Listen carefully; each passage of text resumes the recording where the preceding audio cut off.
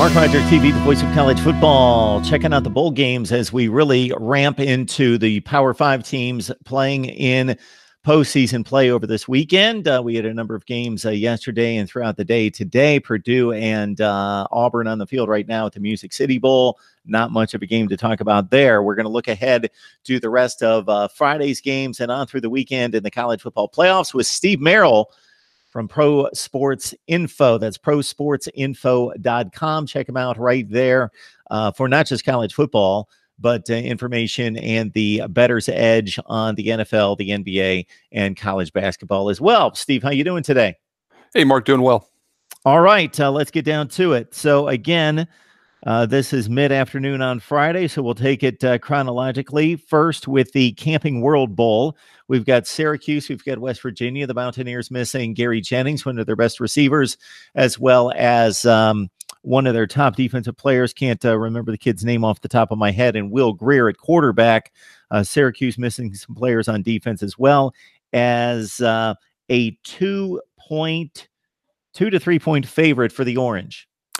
Yeah, difficult game to handicap here. If Greer was playing at quarterback, my power ratings would make West Virginia a 9-point favorite.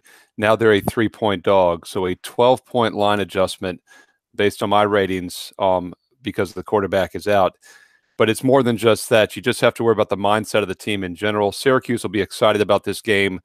West Virginia was really playing for a Big 12 title, a little bit of a sleeper a couple months ago to even make the playoffs. Now they fall to this game without their quarterback. This is exactly the situation where you have to be very careful about a team not showing up. And although the line might be a 12-point adjustment, they're still just a 3-point dog. So if they don't show up, Syracuse probably wins this game. But I'm not big on Syracuse either. I think their offense, despite averaging 40 points, did so against some weak defenses this year. Both defenses on the road were weak. But once again, the over, it's hard to play because you just don't know what West Virginia's offense will do without Will Greer at the helm. We've got a Washington State team who, for most of the Pac-12 schedule, was out in front of the North Division. Then were caught on the final game of the season by Washington in losing a chance to possibly make a college football playoff appearance, but more than likely the Rose Bowl as the Pac-12 champion and get to the championship game first, of course, taking on an Iowa State team that opened as a pretty significant close to touchdown underdog. Things have narrowed to about 2.5 to 3 points on Washington State's side.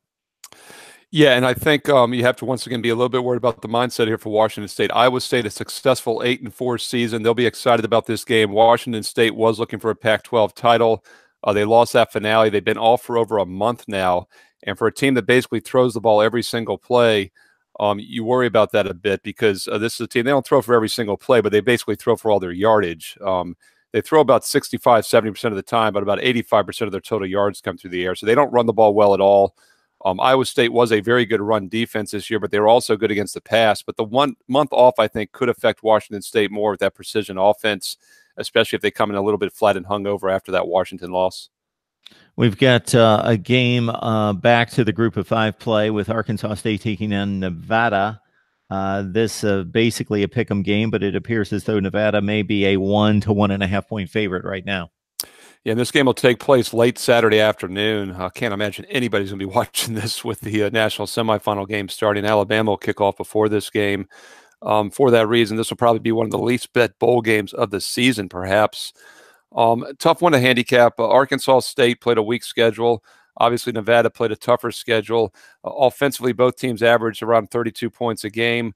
Defensively, they both give up about 26 to 28 points a game.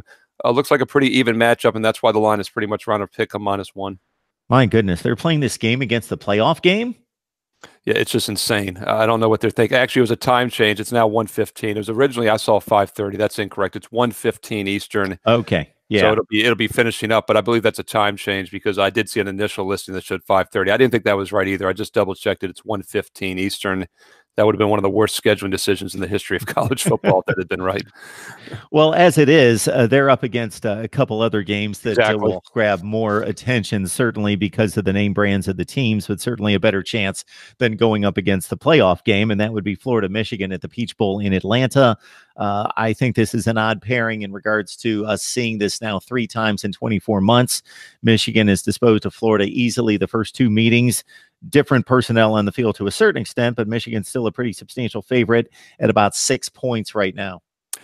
Yeah, even though that Arkansas State game was a little bit earlier, they'll still be probably the least bet game of the year because both the other two bowl games, as you mentioned, the South Carolina Virginia and this Florida Michigan games kick off an hour earlier at noon Eastern. Everybody will be playing those games. This is a textbook example, once again, of motivation and how you have to be very careful. You really got to figure out if Michigan's going to show up or not. This is a Michigan Wolverines team that went into their season finale against Ohio State with a chance at the playoffs, chance of the Big Ten title.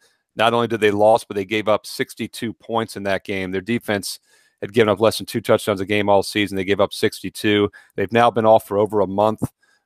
Key running back is out. You just have to worry, kind of like West Virginia. You got to worry about their mindset. You got to make sure they're going to show up. And then on top of that, they're facing a good Florida team from the SEC and always a dangerous conference as an underdog. They're off 3 straight wins to finish the season, and they're playing with more momentum right now. So it'll be very interesting to see if the Wolverines can show up and rebound off that terrible showing against Ohio State a month ago. Meanwhile, in Charlotte at the Belk Bowl, we've got the ACC and the SEC matching up with South Carolina taking on Virginia. The Gamecocks about a 4.5-point play right now.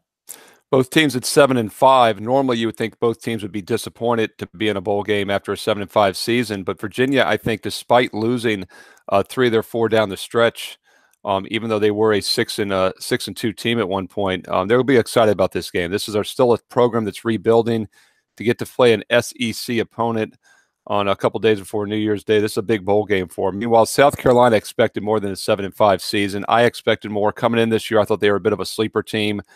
For the most part, they underperformed. They did win 3 of their last 5. In fact, they won 2 of their last 3. Their only loss was against Clemson on the road. More importantly, they went 4-1 against the spread their last 5 games. So they are playing probably better football than Virginia right now, and they are an SEC opponent against the weaker ACC if they show up.